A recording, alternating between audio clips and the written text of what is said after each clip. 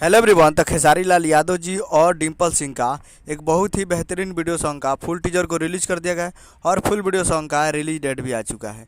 और इस गाने को लिखे हैं अखिलेश कश्यप जी और इसमें म्यूजिक दिए हैं आर्या शर्मा जी। और इस गाने को गाए हैं खेसारी लाल यादव जी और शिल्पी राज जी, जो कि आपको स्क्रीन के ऊपर दिखाई दे रहा है। जिस सॉन्ग का टाइटल रखा गया है कलम चबा गईनी, जिसका टाइटल है कलम चबा गईनी। और वीडियो में खेसारी लाल यादव जी और डिम्पल सिंह जी, फिट में है डिम्पल सिंह जी। और ये फुल टीजर आ चुका है इस गाने का और फुल वीडियो सॉन्ग को कल सुबह में रिलीज किया जाएगा।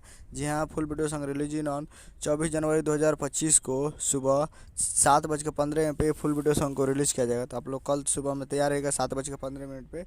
और फुल टीजर अभी तक आप नहीं देखे हैं तो आप लोग टीजर जाकर देख सकते हैं। और फुल वीडियो सॉन्ग के लिए कल सुबह में 7:15 पे आप लोग तैयार रहेगा फुल वीडियो सॉन्ग को देखने के लिए, जो कि काफ़ी बेहतरीन टीजर है। तो टीजर अभी तक नहीं देखे हैं तो जाकर टीजर देख सकते हैं।